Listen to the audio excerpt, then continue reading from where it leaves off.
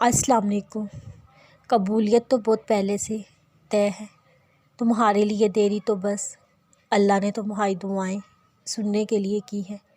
موت سے تو ہمیشہ سے تیار کھڑے ہیں تمہارے لیے، بات کن کی اب صرف تمہارے مانگنے پر رکی ہے۔ ممکن ہے جو دعا تم نے تھک کر مانگنا چھوڑ دی، اسی نے تمہارا نصیب بدلنا ہو۔ کیا معلوم تمہاری اگلی دعا کو قبولیت کا شرف ملنا ہو۔ تم جھومتے پھرو گے جب تمہاری برسوں پرانی دعائیں بھی رنگ لے آئیں گی۔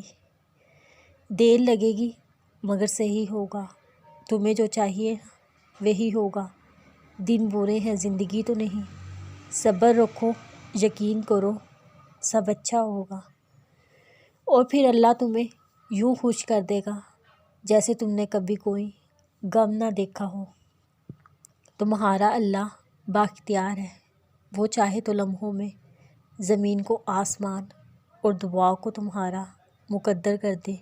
اس کی خدائی میں کسی کا کوئی دخل نہیں۔ وہ وقت گزر گیا جب آزمائشیں مجھے کمزور کر دیتی تھی، اب تو میں ہر وہ درد سہ سکتی ہوں جو مجھے اللہ کے قریب لے جائے۔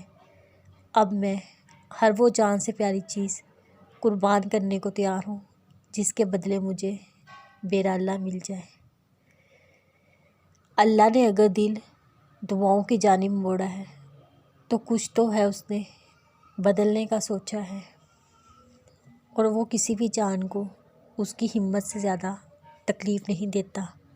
ہر اندھیری رات کے بعد اجالا ہے، تو بس کہ تمہاری محبت کی مختصر سی آزمائش ہے۔ پھر جیسے موسم بدلتے ہیں ویسے ہی وہ نصیب بدل دیتا ہے۔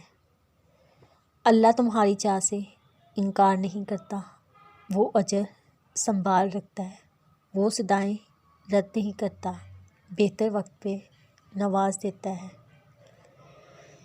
وہ تو ان دروازوں کو بھی کھول دیتا ہے جن پر تم دستک نہیں دیتے، پھر ان دروازوں کو کیوں نہیں کھولے گا جن پر تمہاری مسلسل دستک کے نشان ہیں۔ جب کسی چیز کی ملنے کی امید نہ ہو، آپ تہجد میں اللہ سے اسے مانگنے اٹھے ہوں، اللہ کو منانے اٹھے ہوں، پھر وہ غیب سے اسباب بناتا ہے تمہارے لیے، اور پھر جس چیز کی امید تم چھوڑ دیتے ہو اللہ اسے ممکن بنا کر تمہیں نواز دیتا ہے۔ موت سے تب ہوتے ہیں جب تمہارا اللہ پہ کیا ہوا بھروسہ ہر طرح کے وسوسوں سے پاک ہو جائے۔